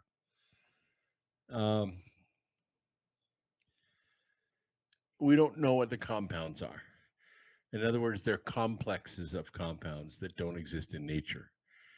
And the interesting fact is that the structure is so big, it's kilometers long. And there are entire sections of its structure that are giving off these anomalous spectrum. And it belies structure. It belies design, like panels, put together. So, true, we're looking at this thing from 100 million miles away. We need to get closer. We need to send a craft up there and do a flyby. Be very hard to do because it's so fast. We could never catch up with it. We'd have to intercept it. There are 2 other aspects to this that have fascinated me since the very, very beginning. The one is it comes from another star system. Yeah. And if you look at space as a 3D 360-degree field, right? The odds of coming in on the plane of the ecliptic, that's to say the plane of where all the planets are going around the sun, are, if we just do 1 degree at a time, 90 to 1, right? So it's actually not 90 to 1, it's 90 factorial. 90 factorial. That's how we do probability. So that's like 1 times 10 to the 240th to 1 that it would come in on the plane of the ecliptic from that far away. The other is that it changes speed. And the change of speed, based on data that we've collected from other comets of various sizes, it's fairly predictable. Like it's going to slow down once it starts off gassing. It's going to start losing mass. It's going to be like having jet engines all over it, blowing in different directions. So it's going to have a random kind of pitch change or azimuth change or speed change. This did not match any of that data. Yeah, see, that's what I'm saying. So now that it's on the other side of the sun, we can see it again. We can see that it's going to approach Mars, not where we thought it was going to approach, but it is going to approach Mars. And now it's going to cross across the ecliptic, and Earth is going to come around, and it's going to encounter it again. So sometime next year, we're going to see this 3I Atlas again. And we don't really know where it's going to be. And if it orbits our sun, that is to say, it catches the orbit and decides to go around, make an ecliptic, and make another pass, we don't know, like Oumuamua did, we don't know where it's going to be the next time. And this is way bigger than Oumuamua. I mean, this is like, I don't know, 6 times that size. It's large, and it's staying together. Now, there have been a lot of fake images out there. Don't pay any attention to any of the images. It's just a white fuzz ball. There's no detail, like the Japanese supposedly published a picture of this giant craft with lights on and everything. That's all bullshit. But mathematically, it is very interesting. What surprises me, and one of my colleagues, Michio Kaku, I don't know, you probably heard of him. He's famous. Yeah. It always surprises me how far out on the limb he's willing to go with stuff, even though he's almost always wrong, but most theoretical physicists are. And I've argued with him over the years, and I've always been right because I kind of take a conservative tack. But I'm really surprised at what he has been saying of late. I mean, I get the clickbait. Believe me, I understand the clickbait. He's making money, but he's gone way out on a limb on this thing. With reputation. And frankly, it's embarrassing. It's embarrassing to watch. So that's where I stand on it. I think it's not enough data yet, and the data that we do have doesn't match any of the data we've had before on other comets or meteors that have come into our solar system. We've only had maybe 3 come from another star system, so we don't have much experience with it anyway. But it doesn't match anything from any that have approached, our sun before. Hey, that's the best answer you could. I mean, anyone could have gave Brooks, and I love that answer because you're not, saying, well, this is what it is. You're given analysis of what we can know and what we don't know, and I like that. I like that. Go ahead. You can't make assumptions, but I mean, you can in science, but you need to be a lot closer with your scatter plot of data to make predictions like that. We call that a regression or a line fit. There's no data like that on this. There's nothing even close to it. We're using intuition, not deduction on this. I saw Michio Kaku, what you're talking about. I think I saw the dude was like straight up saying some shit that it's War of the World shit. Yeah. Hey, Brooks, I'm really, really new on this, right? So I got some real basic questions here. Okay, so when you talk about, best fitting line, regression line, I'm not sure that all of our viewers understand that, but when you take data doesn't line up, in a straight line. There's some above the line, there's some below the line, and there's mathematical ways in which that you can make a best fitting line that cuts through it so that you can make some prediction in the future or at some future point there. Probably the most common comment that our viewers probably know is Halley's Comet, right? And Halley's Comet comes around, what, every 87 years or something? 76 years, yeah. Yeah, something like that. And it's within our solar system, and it comes in close, goes around the sun, and then goes way out past Jupiter, and then gets pulled back into our solar system and comes back around. And so that's what we think of as a comet. But what you're saying is this particular comet is coming from another star system, Right. like Alpha Centauri, which is, I guess, is our nearest other star system.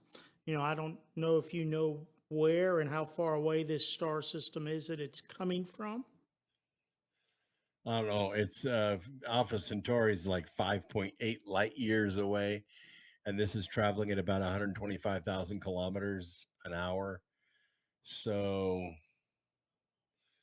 that would take about 700,000 years to get here. Wow. If it came from Alpha Centauri, but Yeah. that's the closest one that it's coming to. And what you're saying is, when you say 90 factorial, our viewers need to understand what that means. Factorial means 90 multiplied by 89, multiplied by 88, multiplied by 87, 86, 85, 84, all the way down to 1.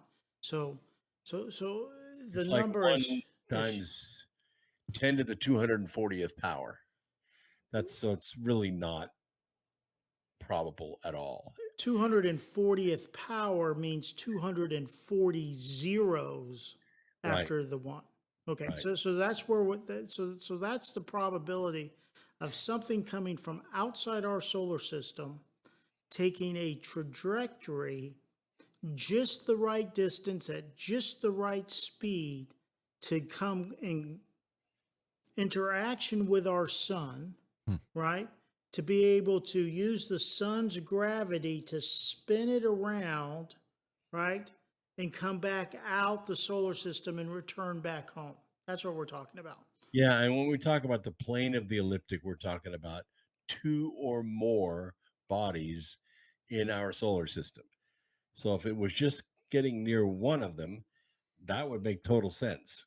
Coming from out there somewhere, coming close to one planet in our solar system and then heading on its merry way.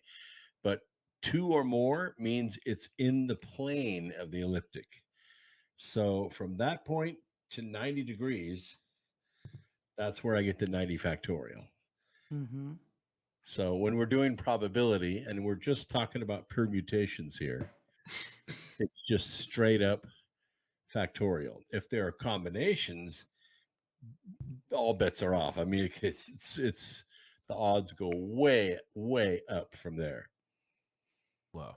To go back to your high school math and look up the difference between permutations and combinations. Yeah. Well, then when we're talking about line fit, we're talking about 2 sets of data, like, I don't know, heat and temperature or speed and color, and you plot them, one on the x-axis, one on the y-axis, and you're going to get a scatter of data between those two. Sometimes it's a cloud, and sometimes it's a little almost linear section of dots. Well, we have a thing called the sum of the least squares. We can take each one of those dots and put it into a formula, and we can create a regression line, which is the best line, straight line through all that stuff back to 0. That's why we call it a regression line. A sigma. Right. So perfect would be 1.0, like a 1-to-1 relationship. A good line fit would be like 0.9982. That's good. But if you're in the 0.72, 0.65, that's not a line fit at all. That's just a bunch of noise. But this is damn interesting, and That's why you should watch the show. Right? You never know what. We didn't know we were going to talk about line regressions. No, and I'm saying it's- and yeah. marshmallows. I mean, Hey, right? listen. We all bring shit to the table, pal. I agree. brought up, I mispronounced 3AI Atlas, and Brooks luckily knew what the fuck I was talking about and took it from there. Well, when I walk into a manufacturing facility, I have all this statistical skills in my brain. I can look at their process through those glasses, and I can see their process like code just streaming down. I can see where they're bleeding, see where they're leaking quality, see where their variation is, which is what you don't want in manufacturing, Mm-hmm. and come up with solutions to fix it. So when you think, "Oh, I'll never use that math," yes, you will. If I you was want to be the most interesting person in the world, Most Well, I was interesting sitting on a roof man. one time and I man. was calling measurements to the cutter for jack rafters, and he was cutting them, sending them up, and they were fitting on 16-inch centers. And there was another guy on the roof with me who was nailing the downhill side, and I was nailing the uphill side. And we were talking about trigonometry. He said, I would never use that trigonometry stuff. I said, see this framing square? On this framing square is a column of 5-digit numbers. These are trig functions. That's how I'm calling out the jacks. We would not be able to do this roof unless it was trial and error, and then our plywood wouldn't fit later. Right. I didn't know how to do trigonometry in the air. Right. Yeah. Mm-hmm. I agree with you, Brooks. Awesome. Yeah. And thank you once again. And this thing's a comet. It's not an asteroid. It is an asteroid, but it is, of course, covered in Oh, see, water. they keep calling it comets and asteroid. It is a. What's the asteroid. difference? Is the difference ice? Is the difference between an Well, asteroid? it's covered in ice. It probably has a lot of water on it, which stays frozen at 0 degrees Kelvin in space. Apophis is an asteroid, though, right? It's not a comet. It's straight up Correct. Apophis is straight up an asteroid. Okay. Yeah. If it was an asteroid, it would be a bunch of ice chunks loosely held together, like a frat party. But as soon as the sun gets exposed to it, it would start coming apart and just dissolve like bad breath. This isn't coming apart. Only the surface is boiling off. So that makes it an asteroid, probably M class, I would say. Nickel, iron, something like that. Not C, which is organic, not organic, but more metal. And that's why it's staying together.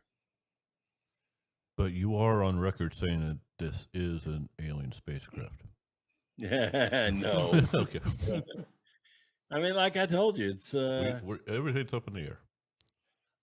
look, I know, and I don't know how to tell you how I know, but there are machine cities in space that are pretty close to planet size. They travel through space, they scavenge free floating planets for energy, taking generations, literally generations, to pull resources off of them and build themselves bigger and sustain themselves. And we haven't encountered one of those yet. I doubt we will on the outer rim of the Milky Way galaxy, but they are there in the Milky Way galaxy. And I know the odds are, well, we already know this through the Kepler program, that there are more free-floating planets than there are orbiting planets in our galaxy. In other words, planets that aren't orbiting suns. They're just floating through space. And they're dead. They don't have their own light source, so they have no life on them. They're probably sitting at about 20 or 30 degrees Kelvin, but they're full of resources. And they can be used by these machine cities, and they are. Mm. All right. I want to get into machine cities with you next time we do a show. I need to ask some questions, Brooks. I need to ask some questions. Questions have answers.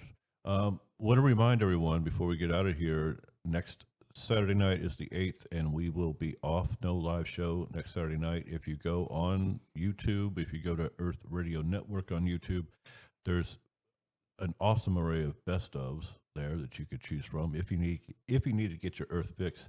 And then we will return the 8th. 7 days later is the math for me, math. 15. Then on the 15th, we shall return live, just as a reminder, and for you as well, Brooks. We're off next Saturday night. Cool. Great show with you again, Brooks, as always, and I love this discussion. I always love Wonderful show. Yeah. Right? I mean, come on. I mean, Brooks, isn't it wonderful Saturday evenings? And I know it's a little late, but you don't know what we're going to talk about. And we had a great show. We're unscripted, so F off if you want a scripted show. That's true. Yeah, that's what we do. Brooks, I'm gonna. It's gonna be weird not talking to you next Saturday night, but I'm gonna be eagerly awaiting. And who knows, if we give him 2 weeks, maybe Scott Hare returns. Do I Maybe get I will be dinner next in Saturday? the new house. What's that? Do I get dinner next Saturday? Yeah, man, you can still come over. I might come over for dinner anyway. Tony, you ready to get out, bro? I can hit the red button anytime you guys tell me, but I know you want to howl at the wolves. Yeah, Keith, you can come over for dinner. We'll figure something out. Keith's gonna put on his I'm wizard going to hat put on my wizard hat. to get out of Right, here. in my classroom, man, my students enjoyed Mr. Temple doing math on the dry erase board as Wizard Temple. Folks, I do want to let you know before we get out of here that tonight's broadcast has been brought to you by Agnew, Hostclaw, and Temple. If you're injured in a car accident, call Agnew, Hostclaw, and Temple. I'm telling you guys, it has a ring to it. We're going to overtake Morgan & Morgan. But we're real. Remember that, Doc Tony? but I'm real. Brooks, tell everyone if they go to brooksagnew.com, when they go to brooksagnew.com, what are they looking for? Well, first of all, if you haven't read my books, you need to get on it. You got 2 weeks you can read. brooksagnew.com, click out the shop, and check it out. There's 13 books there. 8 of them are Amazon bestsellers. I promise you'll enjoy yourself. Don't forget about the health and aging products. They'll keep you young, keep you healthy. I mean, I'm coming out of something that I never thought I would be facing in my life, but I'm almost through it. So very happy with what I've been doing with my life. We're biohackers, and you might as well take advantage of what we learned. Damn straight. And you know what, Brooks, depending on what we have scheduled for the 15th, depending on what, we got to do that. Devote 1 hour. We're going to devote 1 hour to biohacking and tell people we're going to give them the goods. Okay. Yeah, I like that. That's a good idea. All right. So we shall make it happen. Brooks, another great show with you. Keith, great show. Thank you. For our elusive engineer, our other great producer, Tony.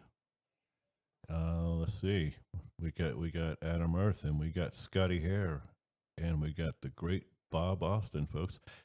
I would say until next time, let justice be done till the heavens fall. Keith Temple's going to give his...